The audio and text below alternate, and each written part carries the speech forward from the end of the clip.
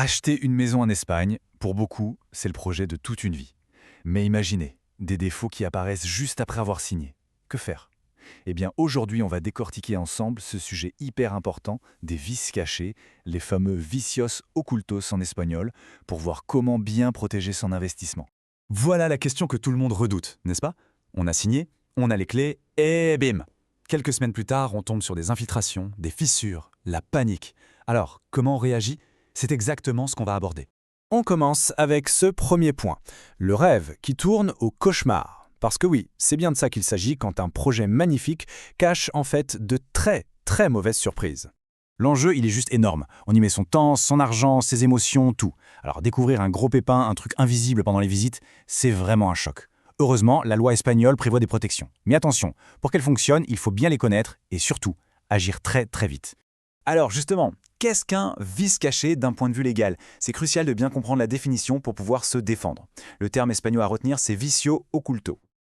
Ok, donc voilà la définition tirée du Code civil espagnol. En gros, ça dit que le vendeur est responsable des défauts qui rendent le bien impropre à l'usage ou qui diminuent tellement sa valeur que, si on avait su, on n'aurait pas acheté, ou en tout cas pas à ce prix-là. C'est ça, le cœur du vicio occulte.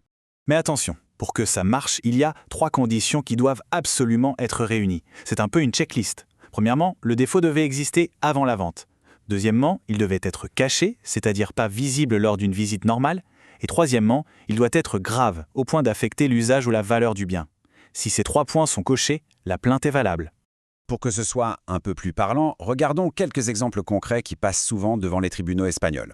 On parle par exemple d'infiltration d'eau récurrente, de gros problèmes de fondation, de fissures structurelles, d'une installation électrique qui n'est pas aux normes, ou même de la présence de termites ou d'amiante. Bref, on ne parle pas d'une petite imperfection, mais de vrais problèmes de fond.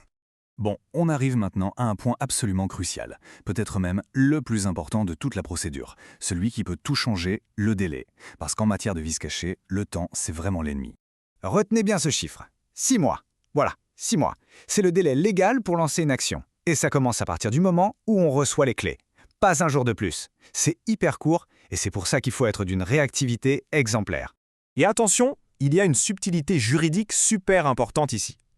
Ce n'est pas une garantie de 6 mois, c'est un délai de prescription.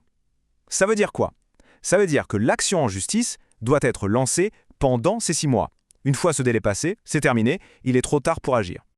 Ok, donc on a vu le quoi, la définition, et le quand, le fameux délai de 6 mois. Maintenant, passons au comment. Parce que agir vite, c'est une chose, mais agir correctement, c'est essentiel. Il y a une procédure bien précise à suivre. Voilà les 3 grandes étapes. D'abord, il faut une preuve solide, un rapport d'expert. Un architecte, un ingénieur, c'est la pièce maîtresse du dossier. Deuxième étape, la notification officielle au vendeur. En Espagne, ça se fait via un burofax. C'est un courrier certifié qui a une vraie valeur juridique. C'est indispensable.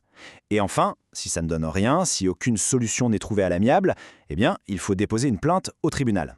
Et dans ce fameux burofax, justement, que peut-on exiger? La loi prévoit 3 options. Option 1, on demande la réparation complète du dommage.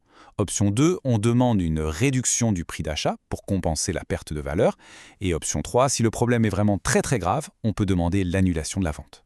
Et il ne faut pas croire que c'est mission impossible, loin de là.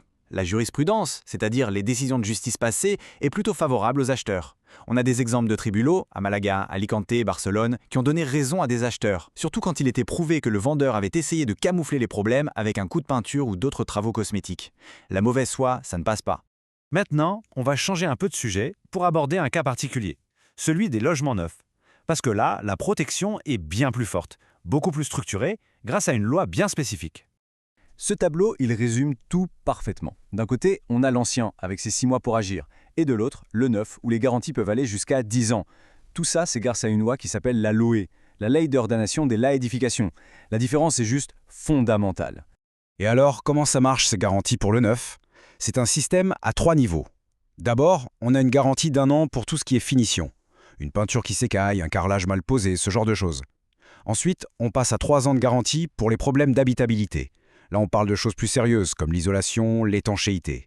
Et enfin, le plus important, la garantie de 10 ans, la fameuse garantie décennale, qui couvre tous les vices structurels. Là, c'est du lourd. Les fondations, les murs porteurs, la solidité du bâtiment. Pour conclure, que l'on achète dans l'ancien ou dans le neuf, la loi espagnole offre une vraie protection. Mais, et c'est le point clé, cette protection n'est jamais automatique. Elle demande d'être vigilant, très réactif et de bien connaître ses droits. L'investissement est donc bel et bien protégé par la loi. La vraie question, au fond, c'est: est-on prêt à se donner les moyens de le défendre ?